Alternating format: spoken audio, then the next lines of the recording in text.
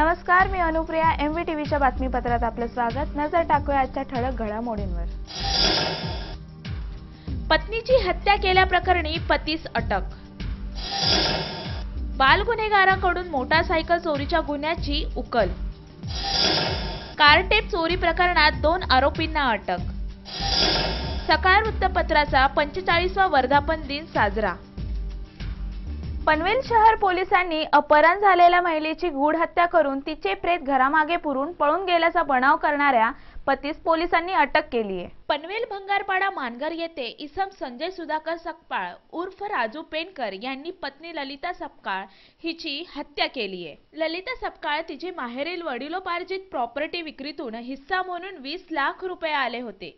या पैशाच्या वादावरून तसेच चरित्राच्या संशयावरून वाद होऊन संजय सपकाळ यांनी पत्नीची लाथाबुक्क्यांनी जीवे ठार मारले होते. पोलिसांच्या अथक प्रयत्नानंतर पत्नी ललिता सपकाळ हिचा मृतदेह घराच्या पाठीमागे पुरून ठेवल्याचा शोध लागला.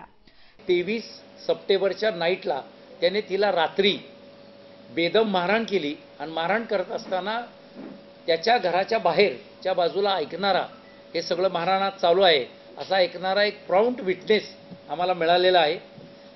त्याचप्रमाणे हा जो संजय सुधाकर सपकाळ ह्याने काय केलं की तिला मारल्यानंतर ती जी बॉडी आहे तिथं खड्डा खांदून पारू धाब्याच्याच मागे 40 फूट 50 फुटावरती त्या नाल्याच्या बाजूला पुरून टाकलं.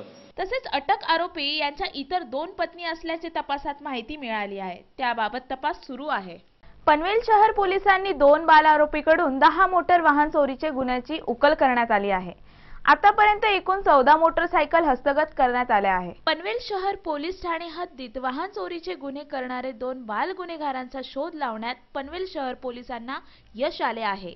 पनवेल शहर पोलीस ठाण्याच्या हद्दीत मोटार वाहन चोरीच्या गुन्ह्यांवर आळा घालण्यासाठी पथक तयार केले गेले. पथकाने आठवडाभरात त्यांच्या मार्गदर्शनाखाली पनवेल शहर पोलीस ठाणे हद्दीत Panvel railway station, bus stand व इतरत्र परिणामकारक चेक ठेवून तसेच गुप्त बातमीदारांच्या मदतीने 2 बाल गुन्हेगारांचा शोध घेण्यात आला आहे. एकूण 10 मोटरसायकल चोरीचे गुन्हे उघडकीस आणले आहेत.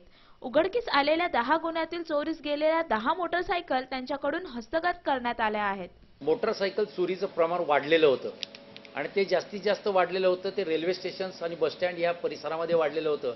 त्याप्रमाणे DCP साहेबांच्या आदेशानुसार आम्ही पथक तयार केलं आणि त्या पथकानुसार त्या ठिकाणी ट्रॅप लावण्यात आला आणि तो ट्रॅप लावल्यानंतर त्या ठिकाणी भूषण शिंदे, पवार, जोशी, कोळी या लोकांनी तिथं ट्रॅप लावला आणि 2 बाल गुन्हेगार या पनवेल शहरामध्येच राहणारे त्यांना पकडलं. सध्या स्थितीत वाहन चोरीचे गुन्ह्यांना आळा घालण्यासाठी पनवेल शहर पोलिसांना यश आले आहे. नवी मुंबई कारटेप गुन्ह्याबाबत 2 आरोपींना अटक करण्यात आली आहे. नवी मुंबई कारटेप गुन्ह्याबाबत 2 आरोपींना अटक करण्यात आली आहे. दिनेश कश्यप, जगन्नाथ सरोज असे या गुन्हेगारांची नावे आहेत. यांच्याकडून एकूण 1000 रुपयाचे कारटेप जप्त करण्यात आले आहे. हे आरोपी मुंबई पोलीस ठाण्यातून फरार झाल्याची माहिती मिळाली आहे. खांदेश्वर आणि पनवेलमध्ये कारटेप चोरी करणाऱ्या टोळीला जेरबंद करण्यात पोलिसांना यश आले आहे. नाकाबंदी सुरू असताना एक संशयित कार आमच्या हद्दीमधून निघालेली असताना तिचा पाठलाग करून तिला थांबवण्यात आलं. त्या कारमध्ये दिनेश रामधनी कश्यप वय 22 वर्षे, जगन्नाथ उर्फ पप्पू रामनाथ सरोज वय 40 वर्ष राहणार गोवंडी चेंबूर या दोघांना संशयित म्हणून ताब्यात घेण्यात आलं. वाशी येथील विष्णुदास भावे नाट्यगृहात सकाळ या वृत्तपत्राचा 45वा वर्धापन दिन अगदी दिमाखात पार पडला.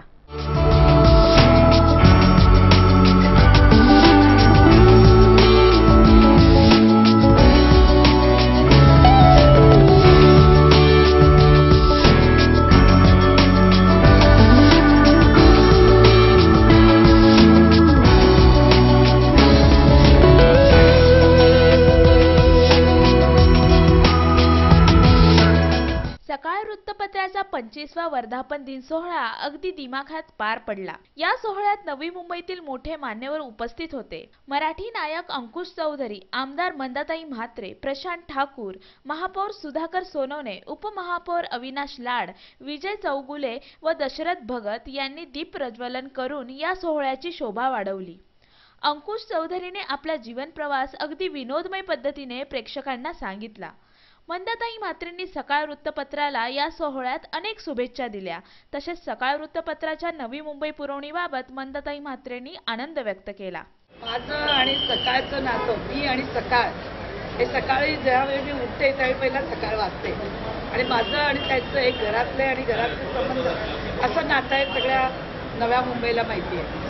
ज्यावेळी सकाळ आमच्या इथे आली त्यावेळी सकाळचं नामकरण होऊन सर्व ठिकाणी नाव जावं सकाळ आणि महिलांमध्ये सकाळ वाचनाची आवड निर्माण म्हणून आम्ही सकाळच्या माध्यमातून वेगवेगळे उपक्रम घेतले.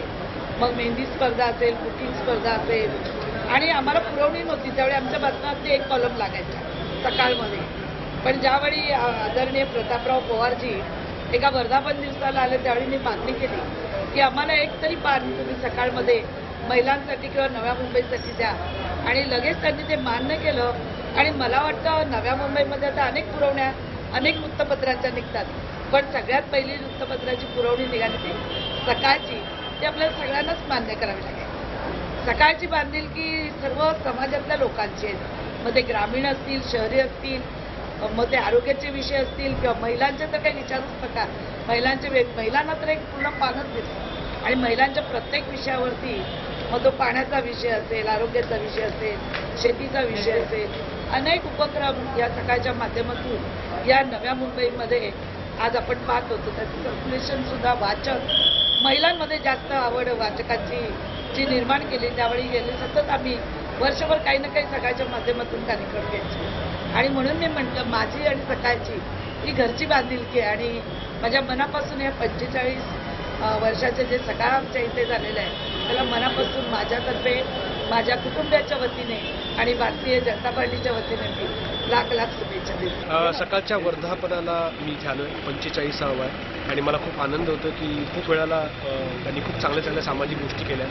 माझ्या घरचा एक पेपर जो सकाळ आहे त्याच्याशी माझे लहानपणापासूनचा संबंध तो आजही आहे आणि या वर्धापन दिनाला पाहुणा म्हणून मला बोलवलं त्याबद्दल मी त्यांचा खूप आभारी आहे. MVTV आजच्या बातमीपत्रात इतकंच. पुन्हा भेटू. नमस्कार.